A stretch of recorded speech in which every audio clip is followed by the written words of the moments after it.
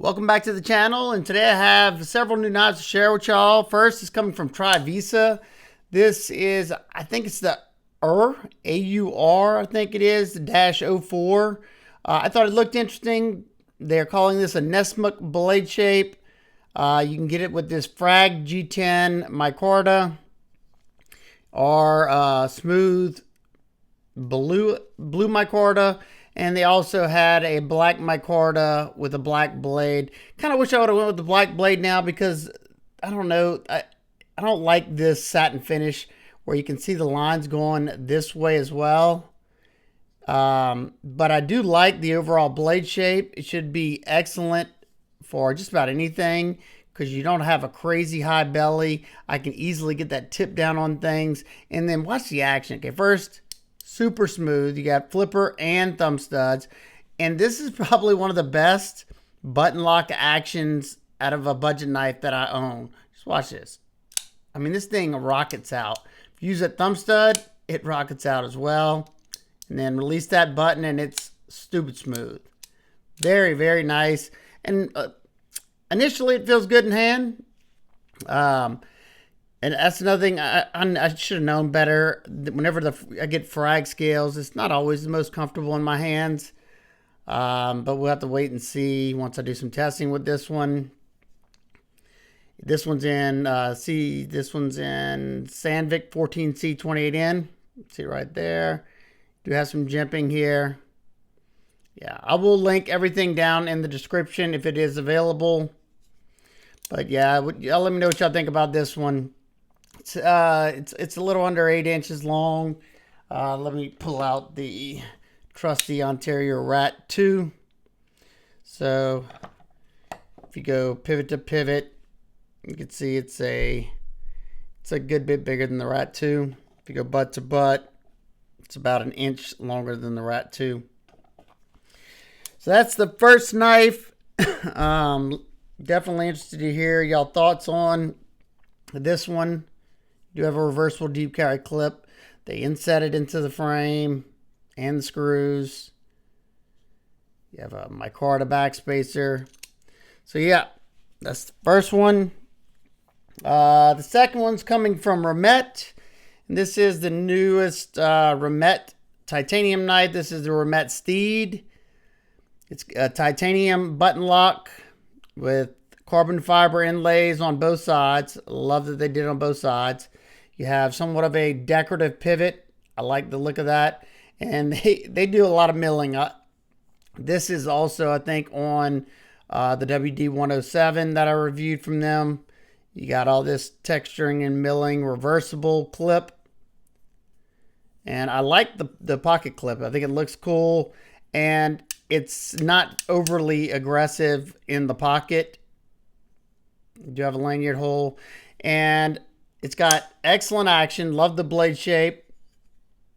This is, I'm pretty sure, let me see. Usually he puts it, yeah, M390. And I tested their M390 on the WD-107 and I was pretty impressed. Yeah, this one initially feels great in hand. The only thing I noticed right off the bat that I would have loved to see different is, check this out. They didn't really pull this out enough at all. And this is what I'm talking about. Whenever you go into, if you don't have a good sharpening choil and you're hitting that plunge like you are right here, your edge comes down like that because that is a lot thicker than this portion. And talk about can ruin some stones. So that's a shame there. Let's see, can I fix that myself? Yeah, at least I can, you know, if I want to fix it, I can fix it. It's got really good action. And I thought this was just decorative right here. It's just some milling in there, and it's on both sides. But I can use it to open the knife. It does an excellent job of gripping the thumb. It's got like that little lip right there is sharp enough to where I can use it. Love that blade shape. Yeah. Let me know what y'all think about the REMETTE Steed. Now, this one is a little weighty because the only milling you have on here is the pockets for the carbon fiber. The inside is not milled out. Now, when I say weighty, it's not like overly heavy or anything, but it's heavier than you would expect it to be. which is not always a bad thing.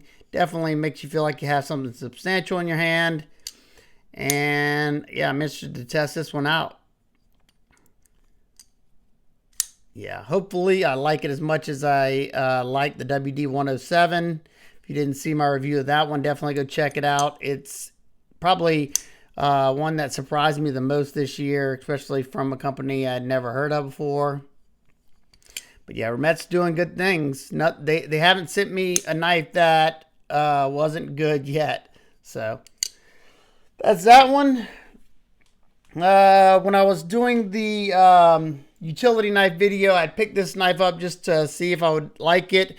And I noticed that they have this same exact knife on the Obuy site that's in carbon fiber.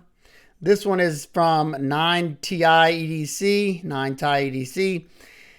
And I don't know if this company or Obuy or one of them is the company that did the utility knife for the new knives Come Panther or whatnot, because this little disc right here was something that New Knives did on their Kickstarter campaign utility knife. And I didn't even realize until I got this. I was like, what? So I have no idea what the relation is there. It's G10 on bearings with a crossbar lock. It is kind of small. And I thought that this was a one, without having to use a tool here, but you have to unscrew this. And then I'm guessing you have to unscrew the thumb studs because that's the second holder right here. If you unscrew this, you can't pull the blade out. So that's the only reason I picked this up. I thought that I would be able to, quick change the blade. I don't really see the purpose of this if you can't do the same with that one, because you have to have a tool. So it doesn't really make sense. This was pretty cheap. I'll throw it, probably put it in my valet tray in the kitchen. My wife can use this one. So that's that. Real quick, we're just going to touch on this quick. I reviewed the Begg Knives Mini Glimpse on the channel. I like it a lot. I think it's an excellent little folder. I love a lot of the Begg Knives stuff. It's kind of pricey for D2 steel, but it's very, very well made, and I was impressed. Well, I was on Google the other day, and I saw this article, and I thought that they were releasing another version, but I realized this right here is from Icon Tools in Harbor Freight, and they blatantly ripped off the design, and they even bragged about it in an article. Todd Begg did not give him any permission to use this design, and as you can see, they didn't try to hide it. They have, the same backspace, the same lip up right here, the same blade shape, and the person who designed this knife even said that Todd Begg is his favorite designer, and he drew inspiration. I think he drew more than inspiration. What do y'all think? D2 Steel on this one. Now, they did do some things better than this one, but, I still choose this one over this one. This one's a little bigger. If you go pivot to pivot, hopefully you can see that. And if you go butt to butt, it's a bigger knife. And I do like the pocket clip more than this one. I hate that ball clip. But even the same backspacer, and look, if you turn it over right here, you even have the same design right there. So, I don't know. I feel bad for even picking this knife up, but I just wanted to show, what's going on out there. Probably the same company that made this for Todd Begg is probably making this one as well. But this is what I'm most excited about in this unboxing of first impressions. I reviewed the off-grid knife Stinger XL on the channel, and I like it a lot. I had both versions, the black with the black wash blade. Well, this is a 4-inch bladed knife, and being that it's a bayonet grind, it's got a very low grind, so it's kind of thick behind the edge. It's more of a harder user, but I still like it a lot. It's an excellent knife. You got contoured scales, and I was on their Instagram the other day, and I saw that they got something special coming, and they sent it on along for me to check out.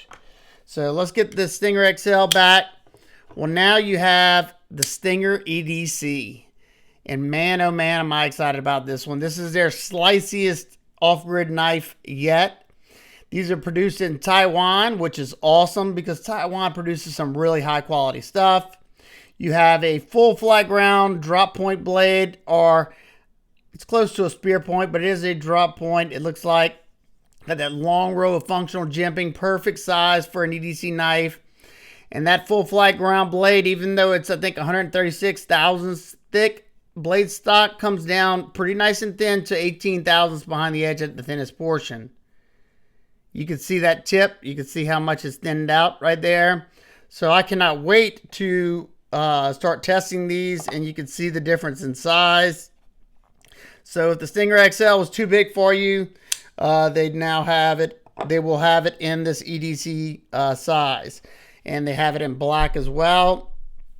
Love it. I think it's an awesome looking knife. This is probably it's probably going to become my favorite off-grid knife yet. I love a lot of their stuff, but this one, man, oh man.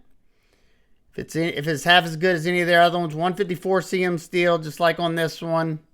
I don't know the price point. If I find that out before I'm able to release this video, I will let y'all know. I'll put it in the thing. Whenever I will try to find links for these.